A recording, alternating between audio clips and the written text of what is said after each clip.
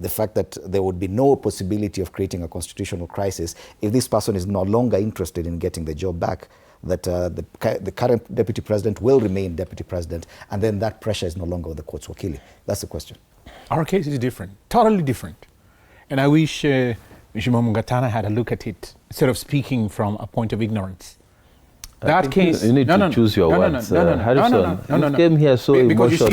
I'm not emotional. I'm not emotional. Choose just your words. That's why you are not even given. It's not a court. But why use words like that? Why use words like ignorance? Is he sure I'm ignorant? So let me speak. Does he know the amount of intelligence here? No. Does he know? How can you say? Because he's saying that the case is not important, or is maybe important to my client, unless he has had a look. That's what I say. To say that you're speaking from a point of ignorance it's not in any way to abuse him. I'm saying he's speaking from a point of lack of knowledge. Is that better for you? On this particular issue? Yeah, on this particular issue. Because you see, there is no constitutional crisis. First of all, we have argued that Kindiki was never lawfully nominated. Kindiki was never lawfully voted. Now, Mheshimiwa Nyuto will be very adept at saying that, look, we have standing orders. One of the arguments that we raised that was never addressed and which the court has actively suppressed, doesn't want to come in the public domain, is that standing order number 70 of the National Assembly says that when you vote in the National Assembly, you have to use the expression, I vote yes, or I vote no. Now, when you play what happened on the 18th of October, and I wish that your studio had that National Assembly session. If you go to, I think, hour number 3.04 of that whole session, you will see the voting session for now the roll call. Such and such a person's name is called. You do not hear what they say, but you see the tellers down there on the screen, noting whatever they do. That particular vote is what the court was saying, that this is a delegated decision that is being made by the delegates from their constituents. And he still has not answered the question, Honorable Mungatana, that I was raising. Who spoke for the people of Banisa? Who spoke for the people of Goasi, Suba South?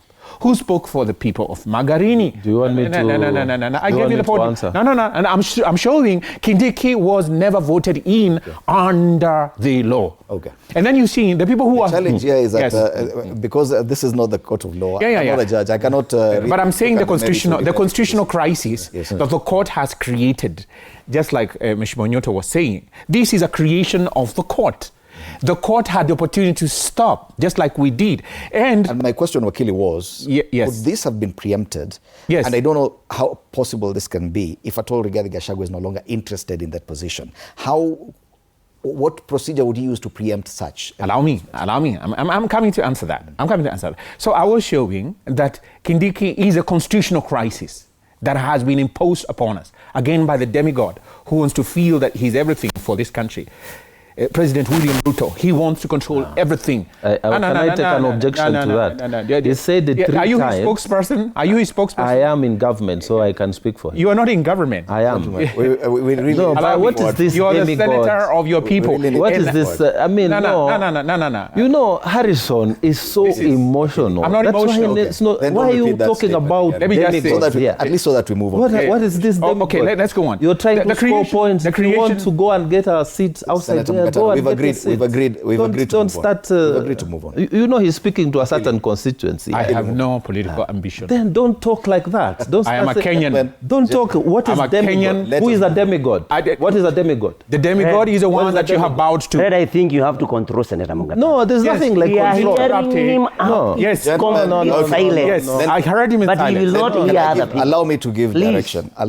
Give direction, but let people respect other people. Let me give direction. Yeah. We have agreed we will not repeat that statement again. Let's move on from that. And we'll not revisit this. Go ahead, Wakili. Now, to say that someone is a demigod, is acting like a demigod. Okay. For the sake of progress on this show. I will abandon that. I will abandon that. But dictatorial much more acceptable to him? There's nothing. If it will cause the same problem, I really want if we are in court, the court is the one that's making decision. I really need the conversation to move forward. The constitutional crisis that has been created by the court is, as Mr. Monyoto was saying, that the application, and we also made the application, and let me just say as a side issue, that it is very tragic that the court system, being now e-filing, they suppressed the filing of our case, which is why our case was not part of the original filing.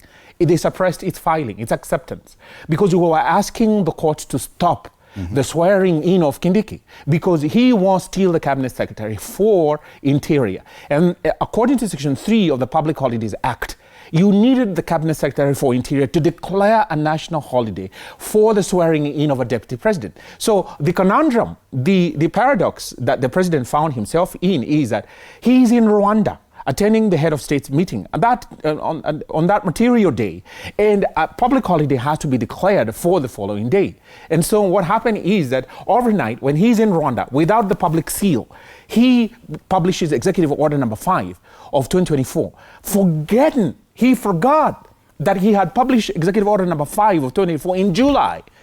And this is one of the issues that we raised in our case, that they don't want to come to the public domain. This is part of the constitutional crisis. So the court refused and declined to stop the swearing in on that illegality. And you have a Chief Justice who, fully aware and being alive to that fact, goes and swears this person and creates a constitutional crisis. Now, the constitutional crisis that we will be accosted by today is that, peradventure, the president that he so much defends falls down in ailment that totally incapacitates him. And we need someone to act as a president. Or, God forbid, he dies.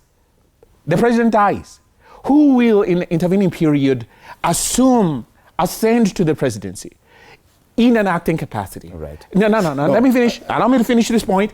A person who's unelected, a person not voted for by anybody, a person who never appeared before the National Assembly to be asked by the people of Magine, wewe ni kibaraka wa huyo ambaye amekuteua. Wewe una... Right. You get what I'm saying? Yes. The Kenyan people never voted for that. That's a constitutional crisis the court allowed to permeate. Now, would there be a constitutional crisis if the impeachment is overturned? Absolutely not, because we had combined, in our own case, the impeachment itself being illegal and constitutional, and the so-called nomination without the IEBC of Kindiki and his ascendancy to the deputy president being also illegal. Right. So we would then demolish all of that, and we would have the status quo ante before this whole issue arose. So there is no constitutional crisis. And I tell you, dealing with lawyers, I think it's only judges and senior officers of the High Court or the bar